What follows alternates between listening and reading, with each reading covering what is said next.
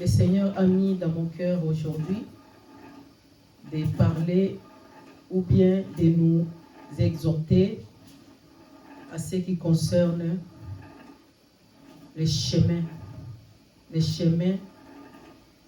pour lesquels nous avons choisi pour servir notre Dieu.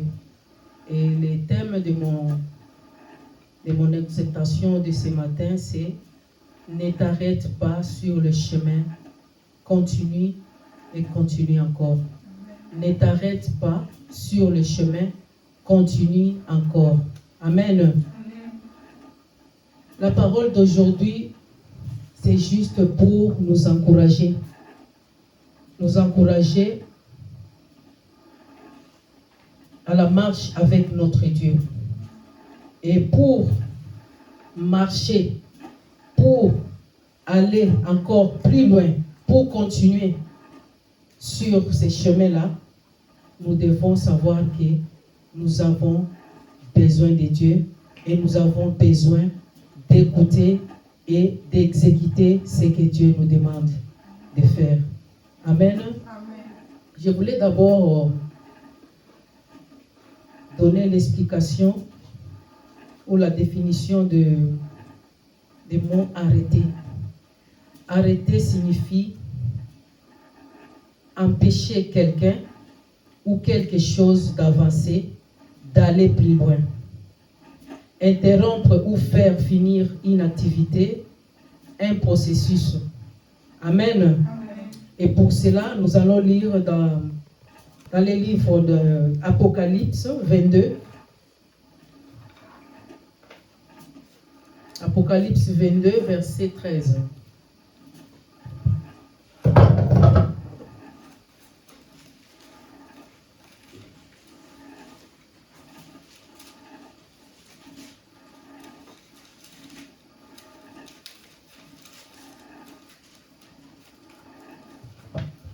Apocalypse 22, verset 13, je lis au nom de Jésus.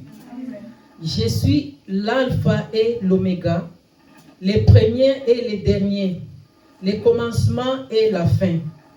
Je relis encore pour une bonne compréhension. Je suis l'alpha et l'oméga, les premiers et les derniers, les commencements et la fin.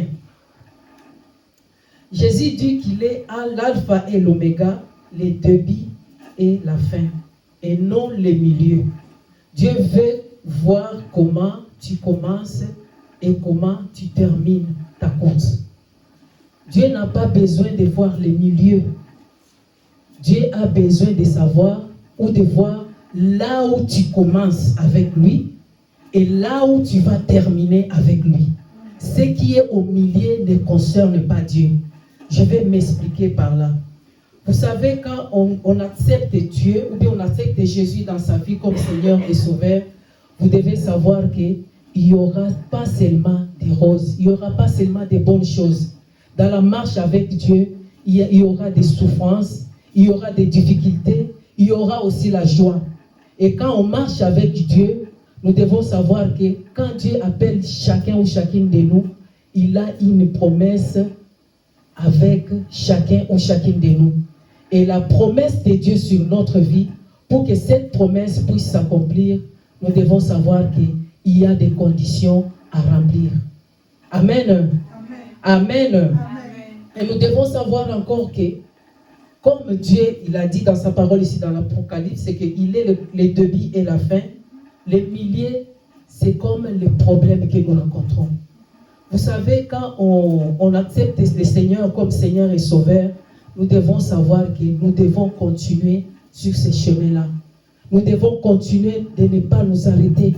Nous ne devons pas nous arrêter parce que nous avons un but à accomplir. Quand on accepte le Seigneur, nous devons savoir qu'il n'y aura pas seulement des roses.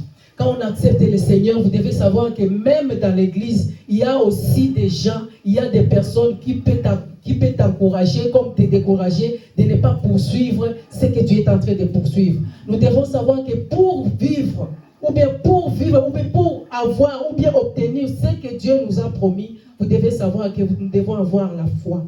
Et la foi, quand on dit la foi, c'est croire à quelque chose que tu ne vois pas, mais tu crois que tu l'obtiendras. Avoir la foi, c'est compter, avoir confiance en Dieu et savoir que ce que Dieu m'a promis, ça finira toujours par se réaliser. Pour bien terminer ou bien continuer encore avec Dieu, nous devons croire, nous devons espérer. Si tu es béni aujourd'hui, ne t'arrête pas sur le chemin. Vous savez, il y a d'autres personnes, c'est comment? Quand il est en train de prier ou bien poursuivre son chemin avec Dieu, Dieu lui bénit avec peut-être une voiture. La personne croit que ça c'est la finalité des choses. Ce n'est pas la finalité. Tu dois savoir que même si tu es béni, ne te contente pas de ce que Dieu t'a donné. Tu dois savoir qu'il y a encore de bonnes choses, de meilleures choses devant toi. Tu dois continuer à vivre, tu dois continuer à espérer et à vouloir obtenir ce qui viendra encore après la bénédiction que tu viens d'obtenir. Vous devez savoir que dans la marche avec Dieu, on ne doit pas toujours se contenter de ce qu'on a. C'est ce que notre pasteur a toujours dit. Il ne faut pas se contenter de miettes. Parfois, tu vois aujourd'hui j'ai reçu dans mes études, tu vois que c'est la finalité, c'est la finalité de toutes choses, tu t'arrêtes là. Tu t'arrêtes là, tu ne pries plus, tu dis, ah non, comme j'ai déjà fini mes études, je travaille et c'est fini pour moi. Mais sache qu'après tes études, à part tes études, à part ton travail, il y a encore le meilleur que Dieu a préparé ou bien Dieu a prévu pour toi. Tout le monde, nous devons savoir que la marche avec Dieu, ce n'est pas de s'arrêter là où nous voyons qu'on a réussi ou bien là où nous voyons que nous avions réussi ce que nous avions demandé. Dieu ne nous montre pas toutes choses. Dieu ne peut pas nous montrer ce qui viendra après. Mais Dieu, il veut qu'à chaque fois qu'il te bénit, à chaque fois qu'il te fait voir sa gloire, tu continues encore la marche avec lui pour voir encore le meilleur qu'il a préparé pour toi. Amen. Vous devez encore savoir que le culte, c'est un lieu où on vient saisir le meilleur que Dieu nous a réservé. Quand on vient à l'église, vous devez savoir que nous venons là pour renouveler notre intelligence envers notre Dieu. Nous sommes là, nous devons faire attention. Faire attention quand on vient à l'église, ce n'est pas pour une formalité, mais on vient pour obtenir quelque chose de la part de Dieu. Savoir que c'est pour la communion fraternelle. Vous savez, il y a d'autres personnes, le matin, ils se réveillent, il n'a rien à faire. Il se dit non, aujourd'hui je ne me sens pas bien, je dois rester à la maison. Je dois rester à la maison et je vais suivre les cultes même en ligne.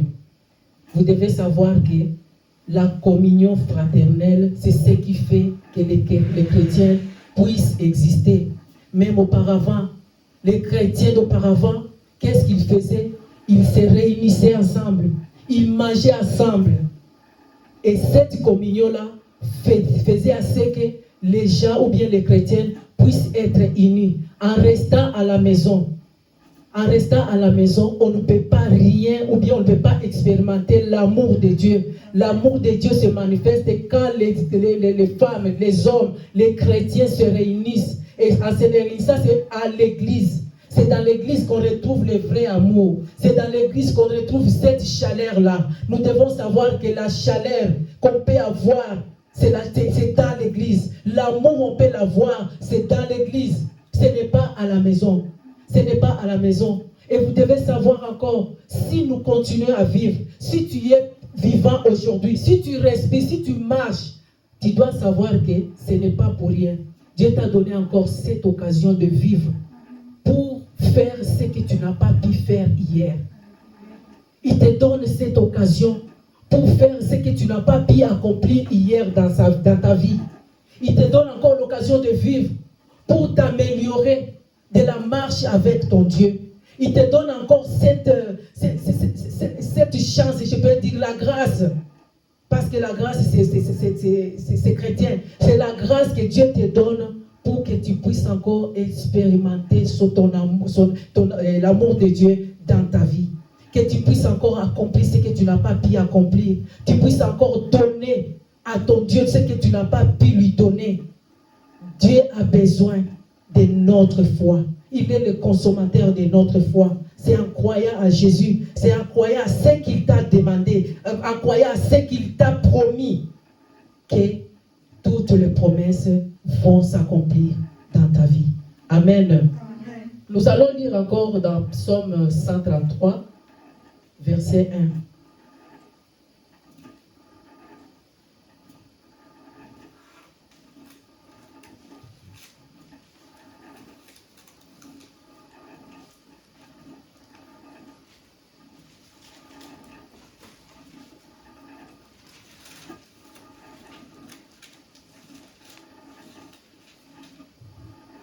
Amen. Amen. Je vais lire au nom de Jésus, Psaume 133.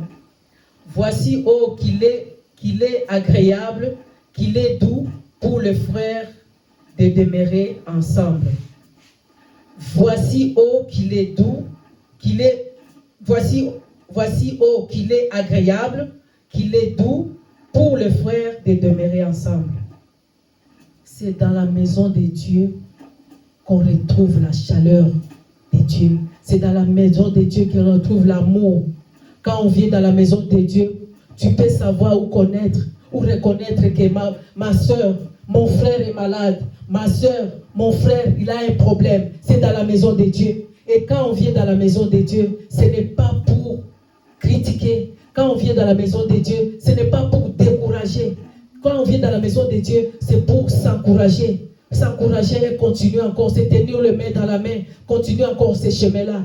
Il ne faut pas nous arrêter, nous ne devons pas nous arrêter sur la route. Nous devons continuer, mes frères et sœurs. Nous devons savoir, on ne peut pas être chrétien croyant de l'Internet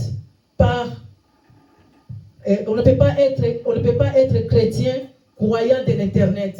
La parole de Dieu nous dit demeurer ensemble. C'est ce qui caractérise l'Église. Nous allons encore voir dans le livre des Actes des Apôtres, chapitre 2, verset 42.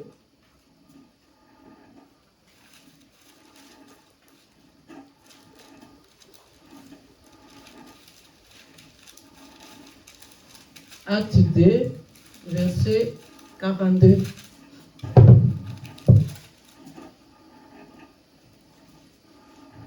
Je lis au nom de Jésus. Il persévérait dans l'enseignement des apôtres, dans la communion fraternelle, dans la fraction du pain et dans la prière. Dans les prières, la crainte s'emparait de chacun et il se faisait beaucoup de prodiges et de miracles par les apôtres. Amen. Vous devez savoir qu'en venant à l'église, en ayant la communion fraternelle, c'est là que Dieu manifeste son amour. C'est là que Dieu produit des miracles. C'est là que Dieu produit des prodiges. Là où il y a l'amour, là où règne la communion, là où règne la communion fraternelle, c'est là où Dieu aussi se manifeste. Ce n'est pas en se retirant, ce n'est pas en évitant de venir à l'église que tu verras la gloire de Dieu. On voit la gloire de Dieu aussi quand on est ensemble, quand on prie ensemble, quand on s'exhorte, quand on se soutient mutuellement. C'est là que l'Éternel agit aussi. Nous devons aussi faire attention dans l'église de ne pas écouter celle ou celui qui est là pour distraire et te décourager. Qu'est-ce qui t'arrête? Qu'est-ce qui t'arrête dans l'église?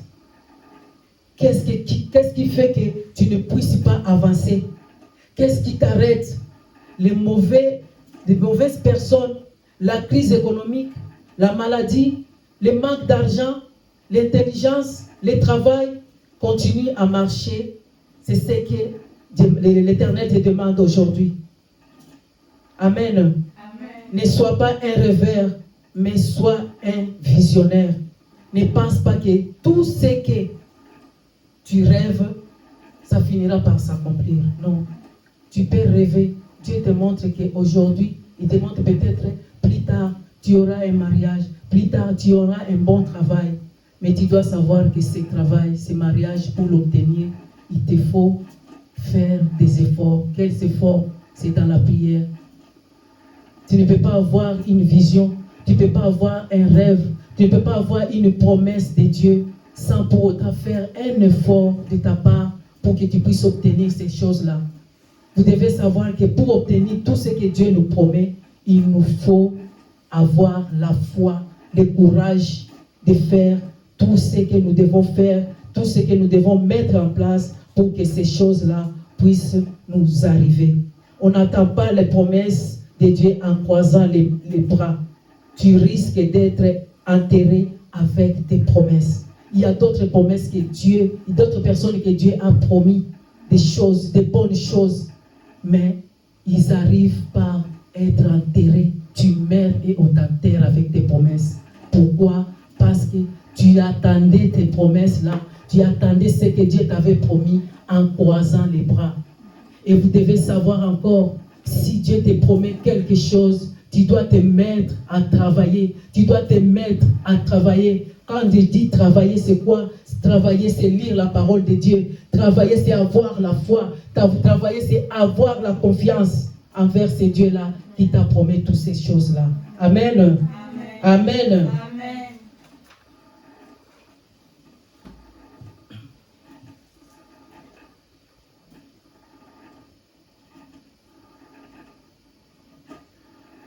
Vous devez savoir encore que David, après être loin, il a retourné derrière les brebis.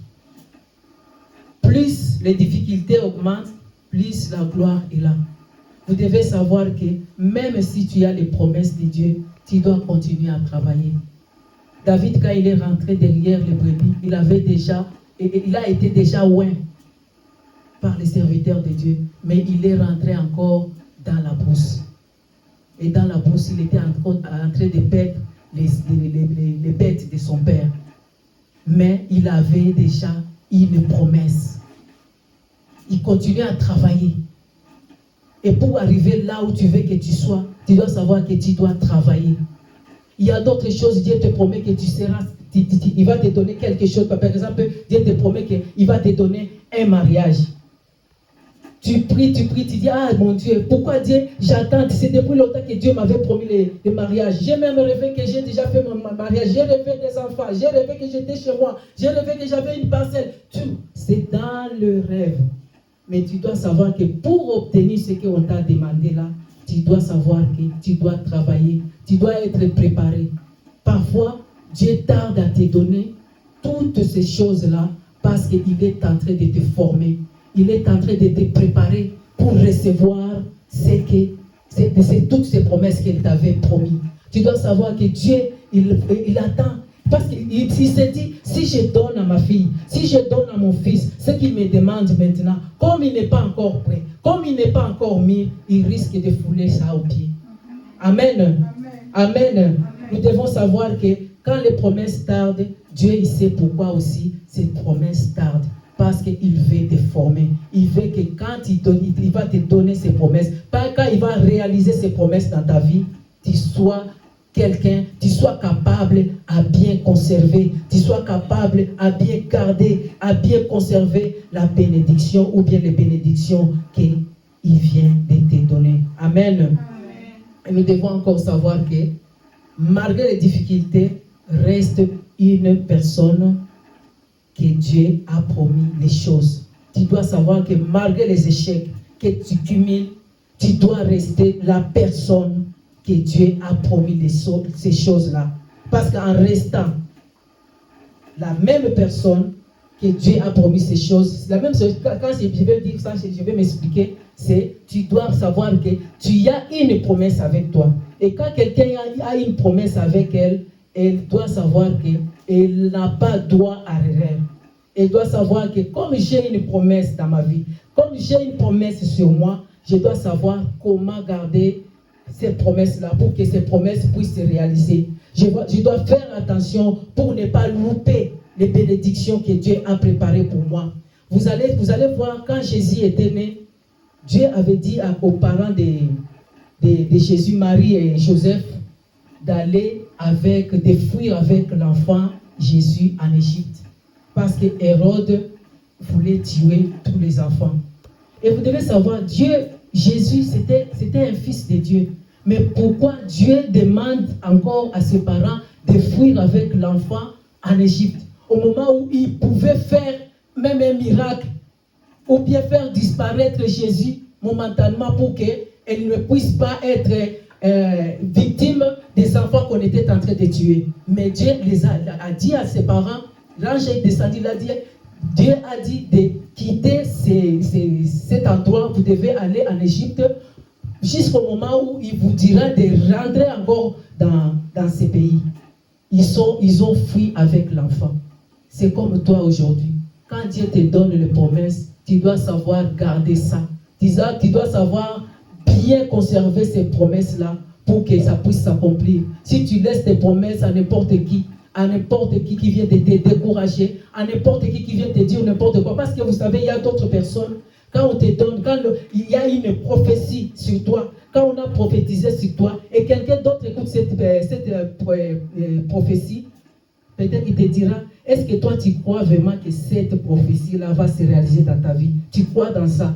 Mais toi-même avec ton Dieu, tu dois savoir que ce que Dieu m'a promis, ce que Dieu a dit sur moi, ça va s'accomplir. Il faut faire attention avec les personnes qui découragent. Parfois, ceux qui nous découragent, ce sont les mêmes personnes, peut-être même dans l'église, dans la famille. Il y a des personnes qui sont là pour décourager. Et tu dois savoir, toi qui es là, toi qui as une promesse avec ton Dieu, tu dois savoir conserver cette promesse. Tu dois savoir garder cette promesse. Tu dois savoir comment gérer ce que Dieu t'a donné. Amen. Toutes les promesses se réalisent que quand on respecte les consignes. Ça se réalise que quand on respecte les consignes. Mais quand tu ne respectes pas les consignes, rien ne peut t'arriver. On respecte les consignes en croyant. Dieu a besoin de notre foi. Nous devons croire que Dieu va accomplir. C'est notre foi. Dieu se nourrit de notre foi. Quand il voit ta foi, il sera là pour accomplir. Quand il voit ta façon d'évoluer, ta façon d'avancer avec lui, c'est là que Dieu vient aussi te donner ce qu'il t'a promis dans ta vie. Amen. Je vais terminer par nous dire que tu t'es dit, tu as gêné, prié, veillé, tu n'as rien reçu. Pourquoi? Dieu ne donne pas la chose que tu n'es pas capable de conserver. Tu dois savoir que Dieu a déjà écouté tes prières. Dieu a déjà écouté tout ce que tu lui as demandé. Mais il attend le moment. Il attend le moment pour te bénir ou bien te donner tout ce qu'il t'a promis comme promesse. Tout ce qu'il a dit sur toi.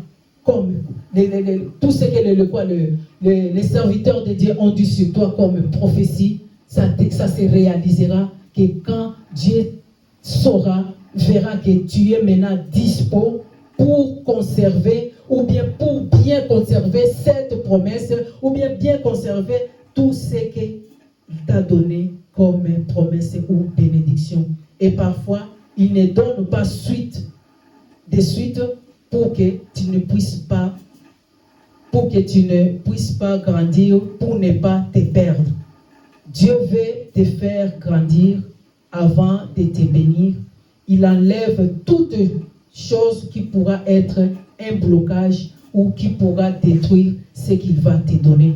Il est en train de te laver. C'est comme l'or.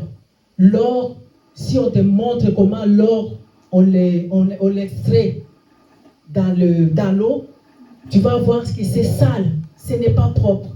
Mais c'est après avoir été purifié, on enlève tous les scories, toutes les imperfections tout autour de l'or. C'est là que l'or commence à briller. Dieu il est en train de te préparer. Dieu il est en train de te laver. Dieu il est en train d'enlever tout ce qui peut mettre peut-être barrière, tout ce qui peut détruire, tout ce qui peut venir pour mettre par terre tout ce qui peut te donner comme bénédiction. C'est comme dans Matthieu 7, verset 6, je clôture par là. Matthieu 7, verset 6. Je lis au nom de Jésus. Matthieu 7, verset 6. Ne donnez pas les choses saintes aux chiens et ne jetez pas vos perles devant les pourceaux, de peur qu'ils ne les foulent aux pieds, ne se retournent et ne vous déchirent. C'est ce que je viens de dire là. Aujourd'hui, tu peux te dire, pourquoi Dieu ne me répond pas? Pourquoi Dieu ne m'exauce pas? Mais il est là. Peut-être la réponse est déjà là. Mais Dieu, il attend à ce que tu puisses mûrir, tu puisses être capable de conserver ce qu'il t'a donné. Sinon, ça sera comme, vous savez, si tu prends aujourd'hui des perles ou bien des bijoux, tu pars donner à un cochon, je peux dire cela. Je ne pense pas que ce cochon-là mettra les colliers en or ou bien les perles sur son cou. Il va les piétiner. Il va piétiner ses bijoux. Il va piétiner ses peurs parce qu'il ne sait pas, il ne connaît pas la valeur de ces choses-là que tu lui donnes. C'est pourquoi ce matin, Dieu veut nous dire que ne nous arrêtons pas. Nous devons continuer notre chemin. Jésus, il est l'alpha et l'oméga. Jésus n'est pas au milieu, il est au début. Il est au début de la chose et à la fin de la chose. Ce qu'il commence dans une personne, dans la vie d'une personne, il finit toujours par l'achever. Continuons notre chemin. Continuons à croire à ces dieux-là. Les dieux-là qui nous a donné des promesses. Les dieux-là qui nous a appelés de lui servir. Ces dieux-là, chacun de nous, il a des promesses sur sa vie. Dans sa vie, les promesses que Dieu t'a données, tu les as, tu connais bien. Et pour que ces promesses puissent se réaliser, fixons nos yeux vers celui qui nous a appelés. Fixons nos yeux vers celui qui nous a donné ces promesses. Il finira toujours par l'accomplir au nom de Jésus. Amen.